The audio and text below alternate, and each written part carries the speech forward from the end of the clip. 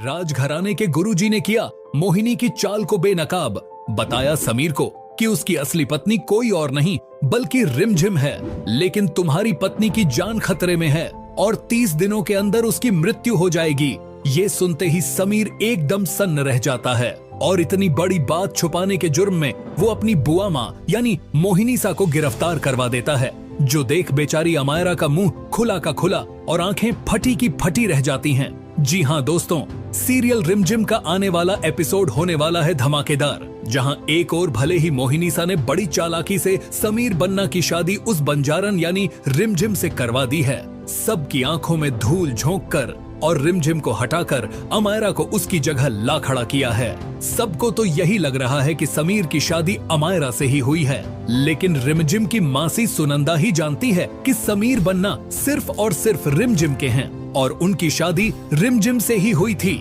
इसलिए जब समीर बन्ना को दिया से ये पता चलता है कि रिमझिम महल में नहीं है, तो वो परेशान होते हुए पूरे महल में उसे ढूंढना शुरू कर देते हैं। उन्हें रिमझिम घायल हालत में महल के साथ वाले गार्डन में पड़ी हुई मिलती है, वो भी बेहोशी के आलम में। समीर उसे उठाकर महल में ले आता है, जहां गलती से ही सही, लेकिन समीर बन्ना के साथ अमायरा नहीं बल्कि रिमझिम ही पत्नी के रूप में सारी रस्में पूरी कर लेती है। पर सबके होश तब उड़ जाते हैं जब सुनंदा कहती है समीर की शादी अमायरा से नहीं बल्कि रिमझिम से हुई है। मैं सब सच जानती हूँ।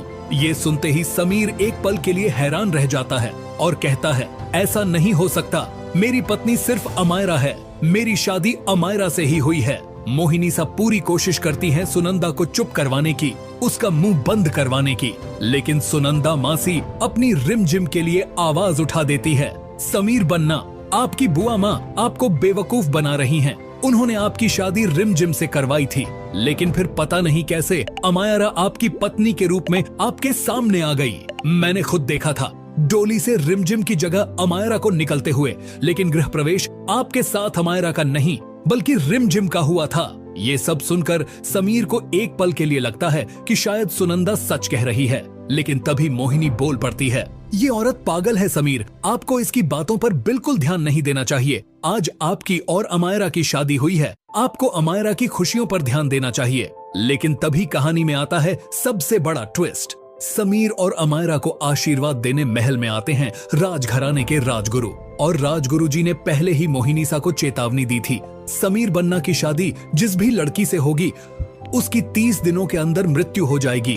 जब राजगुरु देखते हैं कि अमायरा बिल्कुल ठीक है, तो उन्हें शक हो जाता है कि दाल में कुछ काला है।